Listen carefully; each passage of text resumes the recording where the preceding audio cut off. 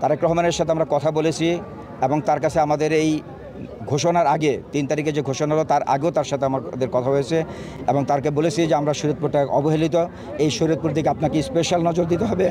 এবং সেই ক্ষেত্রে আপনারা জানেন যে এখানে আমাদের নুরুদ্দিন অপু আছে, যে নুরুদ্দিন অপু এই পরিবারের সাথে অত্যন্ত ক্লোজ সম্পর্ক, কিরণ ভাই আছে এই পরিবারের সাথে সম্পর্ক, এবং আমরা এখানে আমাকে দিয়েছে, আমরা সম্মিলিতভাবে আমাদেরকে সে কথা দিয়েছেন যে এই এলাকাটা স্পেশালি সে নজর দিয়ে এই এলাকাটা উন্নয়ন করতে চাই।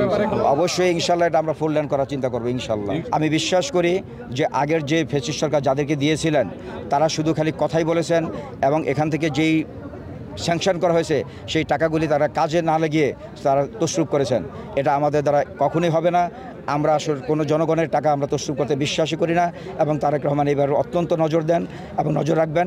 এটা আপনারা নিশ্চিত থাকতে পারেন যে এখানে যেই স্যাংশন হবে সেটা নিয়ে আমরা কাজ করবো ইনশাল্লাহ। এই এলাকার অনেক সমস্যা, এই এলাকাতে রাস্তাঘাটের চরম দুর্ভোগ, মানুষের যেতে পারে না, রিক্সা, আপনার কোনো শিক্ষার ব্যবস্থা নেই, চিকিৎসার ব্যবস্থা নেই। আমরা ইনশাল্লাহ যদি ক্ষমতা আসতে পারি এবং তারেক রহমান হাতকে শক্তিশালী করতে পারি, আমরা এখানকার একটা ইপিজেড গঠন করবো ইনশাল্লাহ এবং এখানে আমরা ইপিজেড গঠন করে কর্মসংস্থান ব্যবস্থা করব। আমরা এখানে একটা ভালো ক্লিনিক করব, মেডিকেল কলেজ বা ইউনিভার্সিটি করার চেষ্টা করব এবং ইনশাল্লাহ আমরা আমাদের যে রাস্তাঘাটগুলি আছে এবং বিশেষ করে এই অত্র অঞ্চলের অনেক অঞ্চলে আপনার নদী ভাঙ্গন, এটা নদী ভাঙ্গনের, এই নদী ভাঙ্গন নিয়ে আমরা নদী শাসনের কাজ করবো ইনশাল্লাহ।